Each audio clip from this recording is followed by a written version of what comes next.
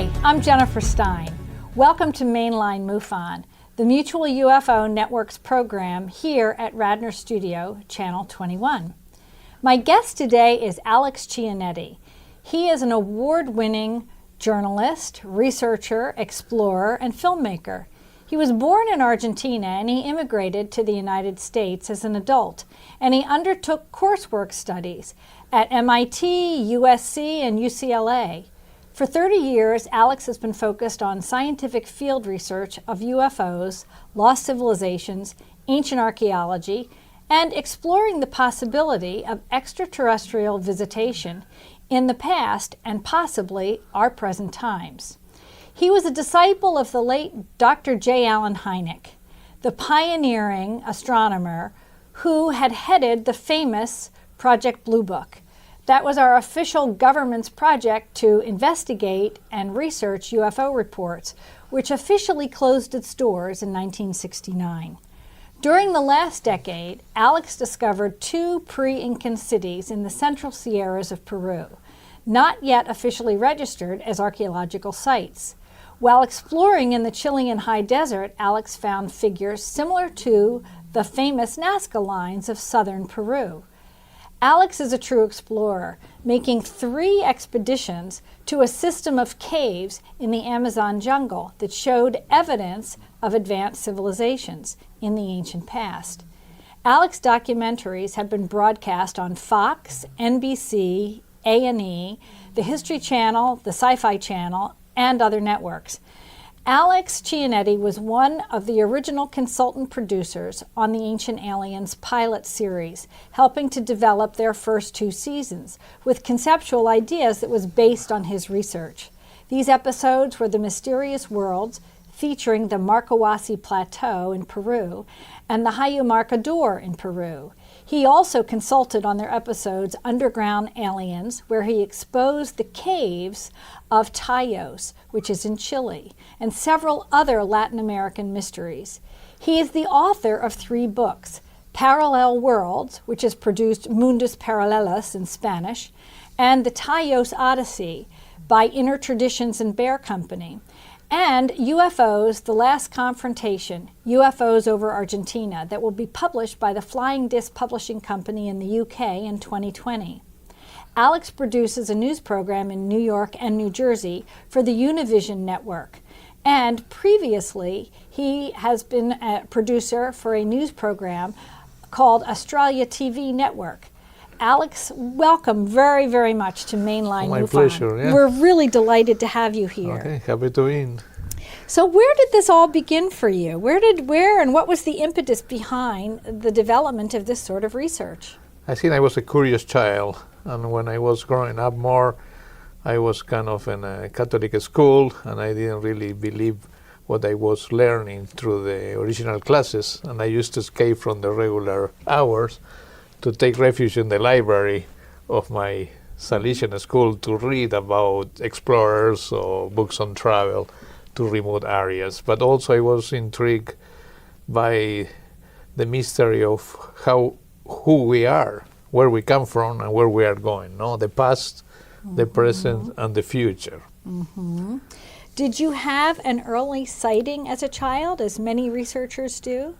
Regarding to the phenomenon, the UFO phenomenon, yes, we have an early kind of, I have some reminiscence when we were traveling in the summer with my parents and my brother and in this route, and suddenly I think we stopped in this national route and we saw some metallic object, stationary, static in the firmament, in the sky, and it was the time when everybody was spending about the Apollo missions, no? And we never know. I said we left the car and we back, but that object was high in the sky. And everybody in your family saw it. Yes. Yeah. We saw it. Interesting. So you've spent several decades studying some significant archaeological mysteries, certainly in the Andes. The Marcahuasi Plateau in Peru, and also in Ecuador, the caves of Tayos. Why these 2? Is there, what was the draw to these 2 particular sites? The draw was Marcahuasi was kind of reading about the discovery of the place. I was reading the books.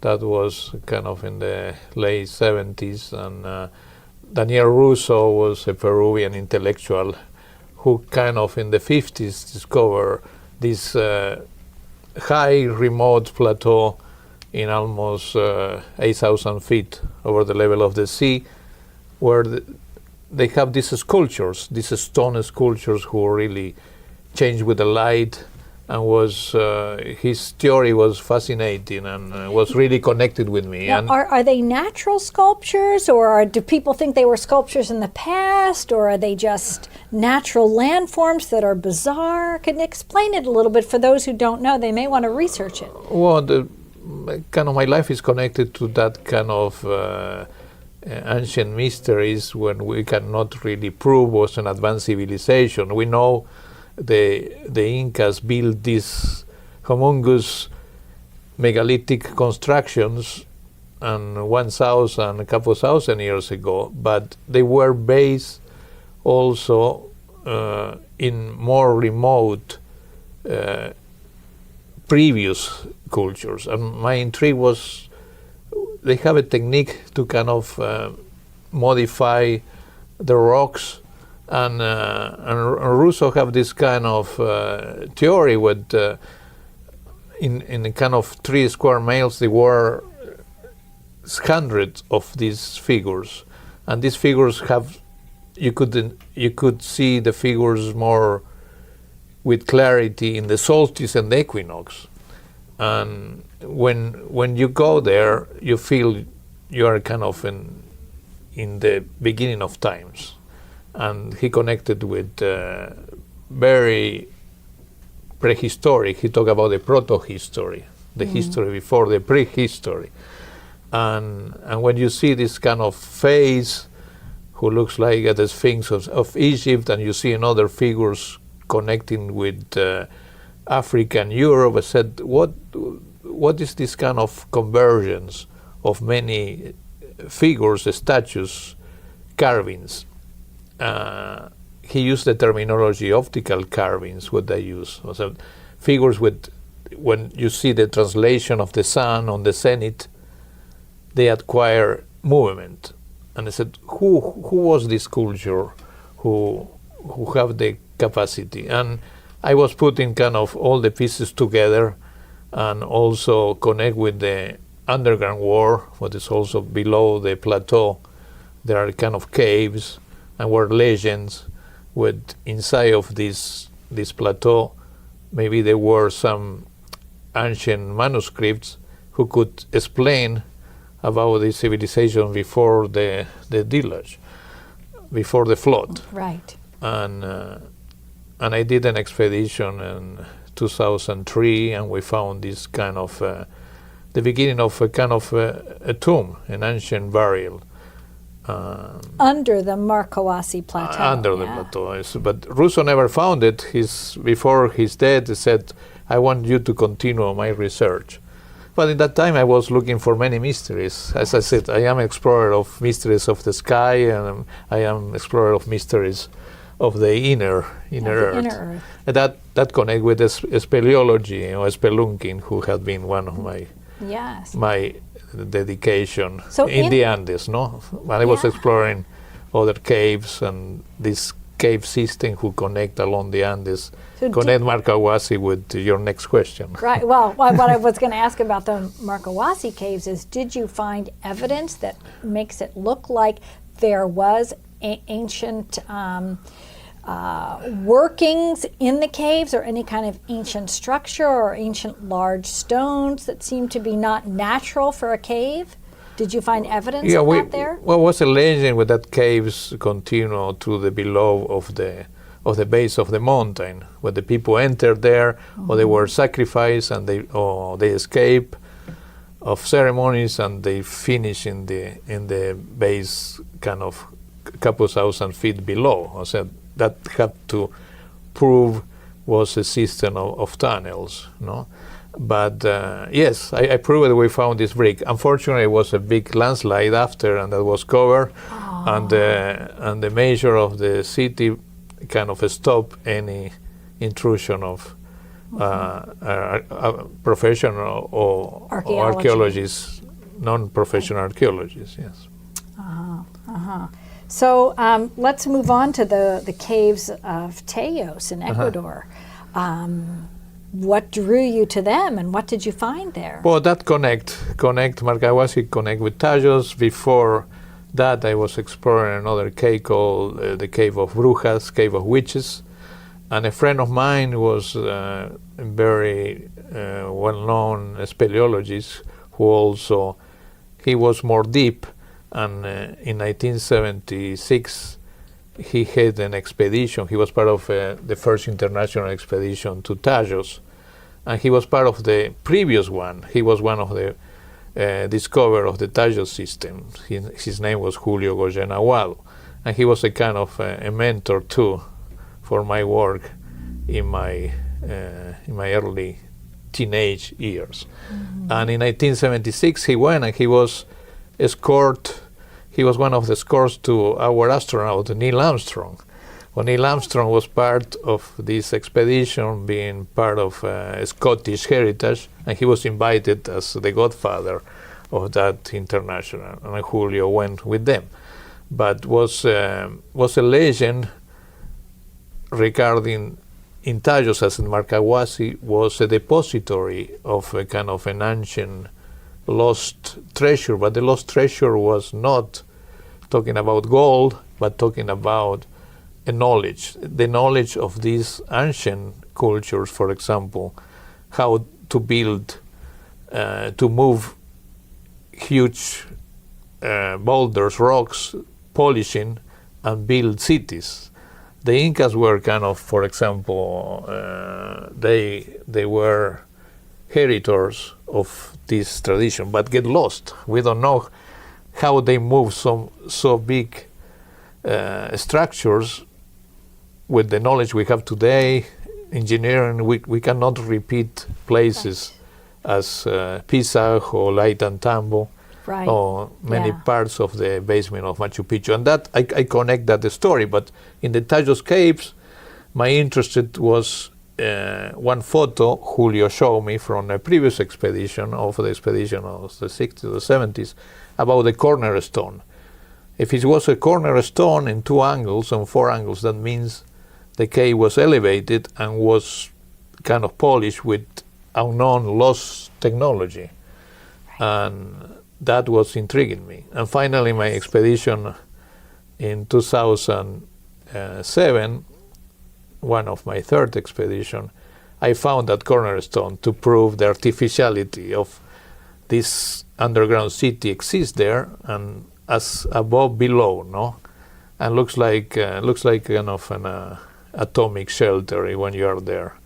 How these big stones, one similar to the Baalbek stone, is holding the roof, one of the ceilings, and you don't find in other caves eroded by water, by fluvial system or rivers, as you find it in this particular place. Don't forget, we are in the Amazon, of course. There are many fluents, and it's a Mesopotamia of rivers. And that was my big challenge to prove the artificiality. I have many kind of other scientists who are opposite, and they said, oh, it's a natural formation. But I've seen a natural formation or erosion of water doesn't produce cornerstones. Right, doesn't produce sharp corners. And I was maybe polished stones with water running over, but there's rounded corners, not sharp corners. Yeah. Right, and my last expedition was very treacherous, very difficult one, and I was the first one who recorded in digital the inside of the cave. No? Before was filming, before there were the Equatorian British expedition of 76, but after not. And that was a cave system that was flooded while you were there, right? So well, it was one of the expeditions, we had, yeah. but also, we have to run our life by difficult kind of geopolitical situation with that area. Is a lot of destruction by mining companies, and the natives are very kind of sensitive. And now everyone could go, but I think I was a trailblazer opening the interest to do more ecotourism adventure, but in my time was it wasn't almost there. the Yes. series of expeditions what I finished a few years ago was difficult. You also, I know, you have to look out for some of the drug cartels that are also there. No, not that area, there? no, that Not in area that is area. not. No, it's a gold mining, and That's it's, more Colombia. Yes, Yeah. yeah, no, it's And far. parts of It's far. Brazil. This is the border with Peru. Oh, okay. Colombia is the other border. Okay. Yes. Okay, so this is the Ecuadorian Yes. border with Peru Yeah. in the north. So you were very, very lucky. You got to study with J. Allen Hynek. And do you have any memories you want to share about his unique experience and his influence on your life? Well, it's Dr. Hynek. I think I was interested in many mysteries. UFOs was Was one of them. ufology was when I start in the 70s. We were always kind of interested in what is the phenomena. Today we see it in a different thing. I think I have a lot of kind of decades and experience to see the evolution of ufology.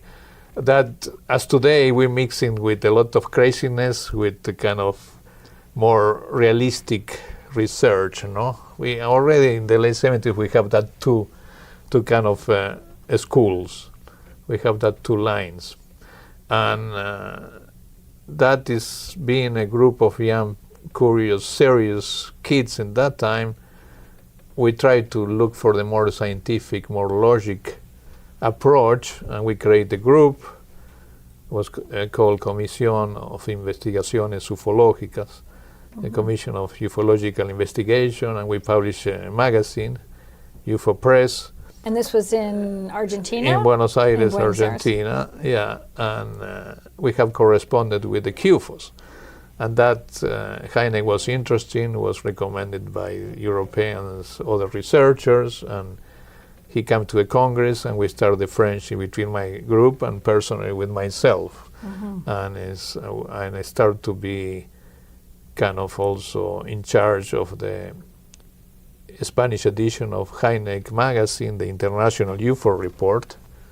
And in the next years, our friendship grew up, and we started to exchange kind of this mentorship to expand the research in the more serious way. No? And it's in 1978, with the big flap all over the world,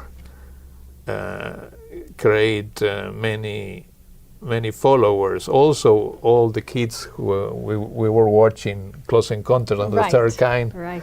We start to kind of discover Hynek through Spielberg or vice versa.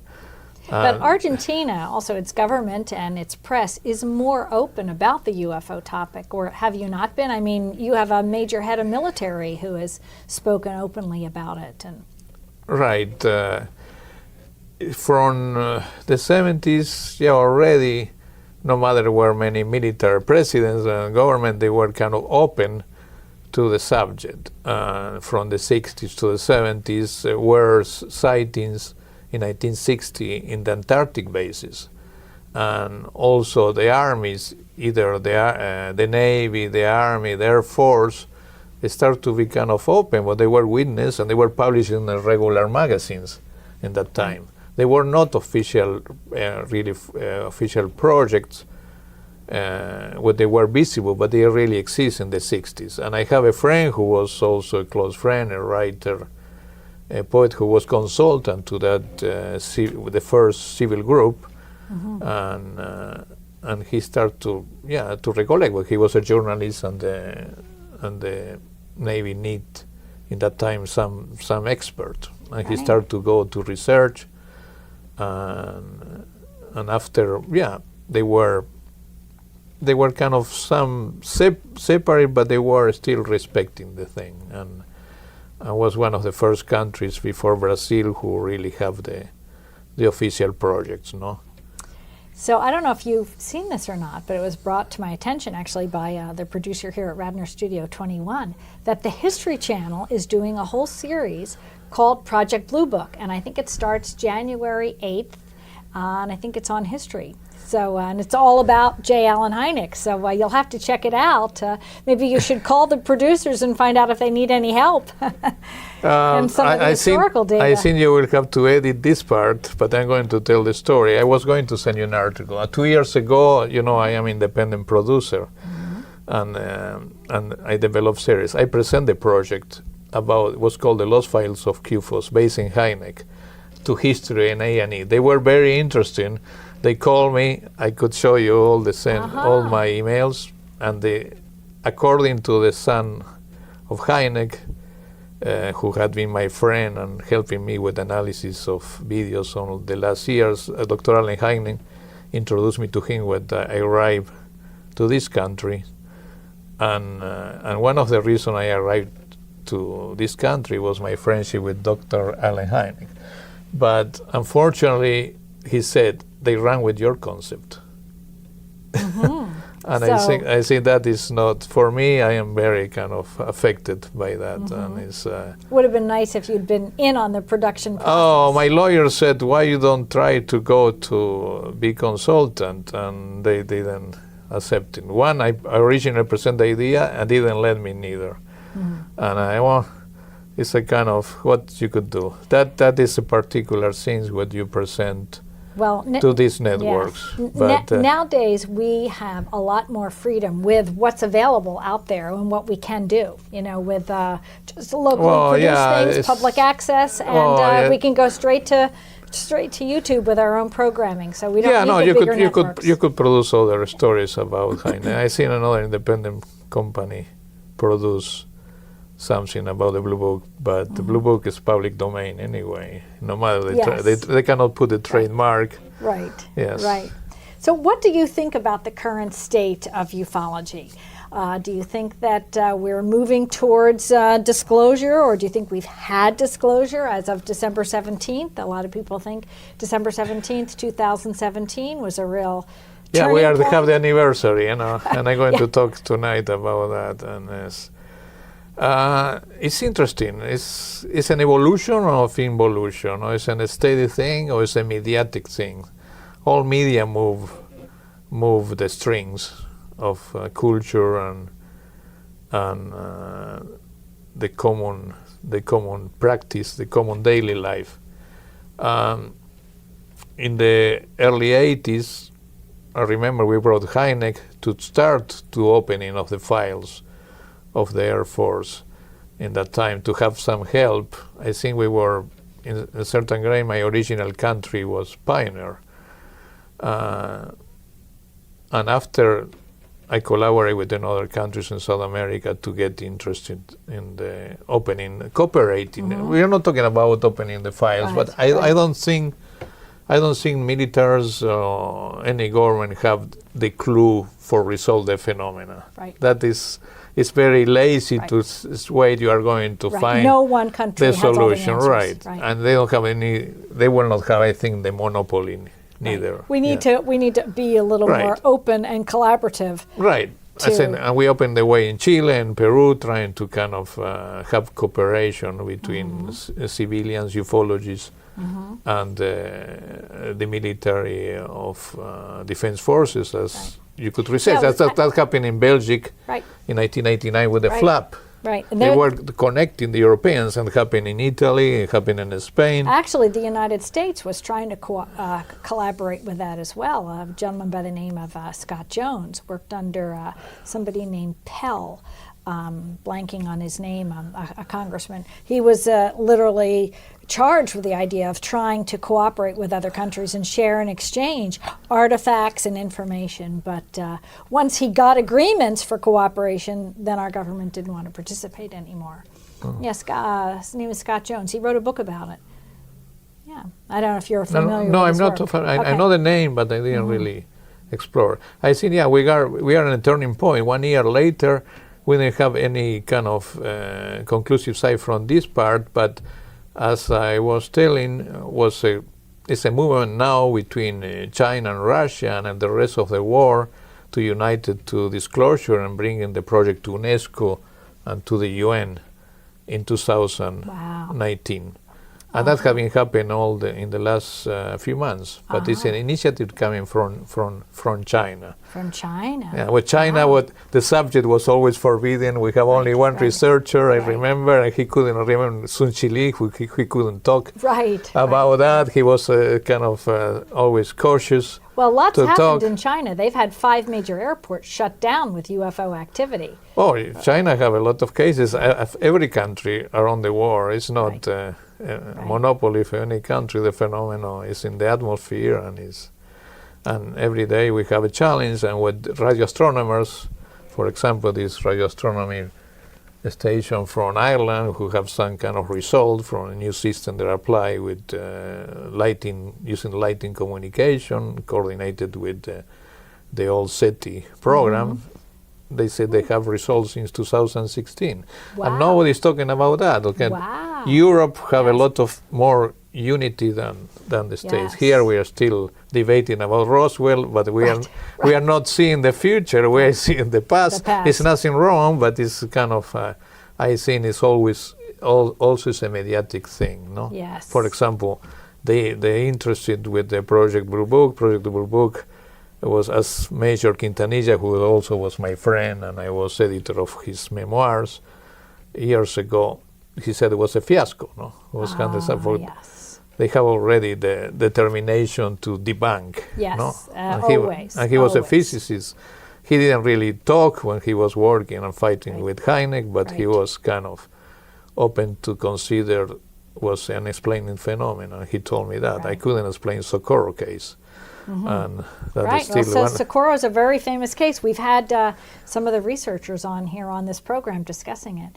So for people who would like to learn more about your work, Alex, we're very, very much looking forward to hearing you present at Mainline MUFON, and people can follow up and learn more about you through the links at our website, Mainline MUFON, here on the main line of Philadelphia. But do you have a website for people to follow up with, or just people can look up your name and Google your books and things like that? Correct. They could Google. I used to have a website, but I closed it down. Yeah. Okay. Not too long ago. But yes, they could contact through you or through my name. There are a lot of links connecting, if not my Hotmail. Right, Hotmail. Patagonian Express, hotmail.com. What was that again? Patagonian Express. Patagonian Express at hotmail.com. Great. Well, I want to thank you so much for coming here to Radnor Studio and enlightening us about some of your research and your interest. It's a real honor to have you here. And I want to invite our watching audience to follow up with, if you live in the Philadelphia area, you may want to start to come to some of the programs we host at the Tredyffrin Public Library called Mainline MUFON. You can go to the website and learn more about our programs. Thank you so much for joining us. I'm Jennifer Stein, and I'll catch you next month.